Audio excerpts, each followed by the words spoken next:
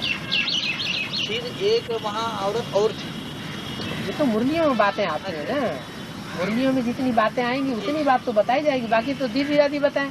मुरली में ये बात आती है। और कोई अच्छी अच्छी माताएं थी जो मम्मा बाबा को भी डायरेक्शन देती थी, ड्रिल कराती थी। इससे ये साबित होता है तो मुझे कि समझ यज्ञ के आज में कोई भागीदार था। अलिफ को अल्लाह, बिला बे को बादशाही, आई तार अल्लाह की, हुआ रेल का राही। तो इस तरह की बातों से ये साबित होता है एक तो भागीदार ब्रह्मा बाबा और वो व्यक्तित्व था जो मुखिया के रूप में था, जो बाबा की दुकान संभालता था। और दो माताएं कोई और थी। तो दो माताएं कौन थी उनके नाम थोड़े ही बताए जा सकते हैं। मुरली में अगर बाबा ने नाम बता दिया तो सारा क्लियर ही ना हो जाए, फिर तो एडवांस में गुप्त बात कोई रहेगी नहीं। उसमें ये तो तब हो सकता है कि जब दीदी दादियां खुद आपस में मिलकर के लेन देन करें और समझने के लिए तैयार हों, तो वो बता सकती हैं कि यज्ञ के आज में कौन सी मुख्य माताएं थी जो मम्मा को भी कंट्रोल करती थी,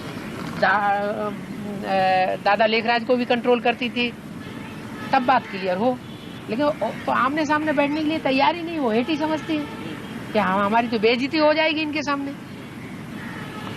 बेइज्जती की तो कोई बात ही नहीं है। तो विश्व कल्याण के लिए थोड़ा सा अगर कुछ लगाना पड़े, मान सम्मान अर्पण करना पड़े तो कर देना चाहिए।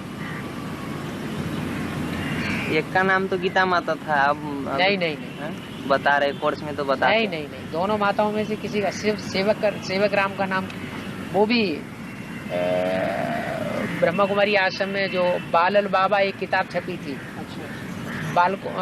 बच्चों के बाबा, एक प्रदर्शनी अंक जैसी छपी थी। हाँ, उसमें भागीदार का नाम सेवक राम दिया हुआ है। उससे बात क्लियर हुई कि हाँ बस वो भी उन्हीं दीदी दादियों दादाओं से हमें पता चली।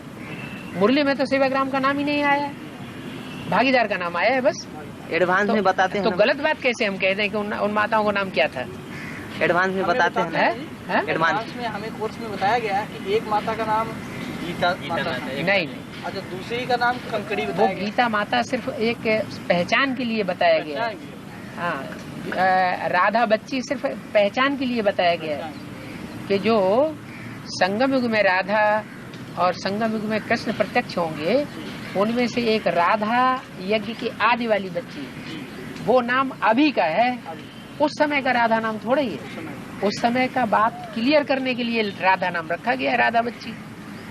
ऐसे थोड़े कि उस समय उसका नाम राधा था। 2 जन्मों में लगातार एक ही नाम कैसे होगा? ये तो सोचने की बात है।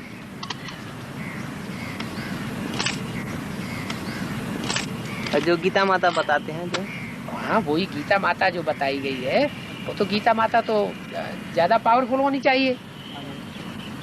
जब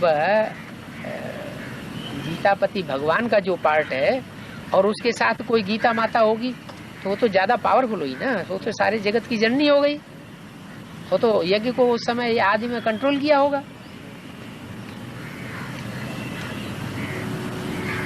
ब्रह्मा बाबा के भी पहले वो माताएं कंट्रोल कर रही थी यज्ञ को।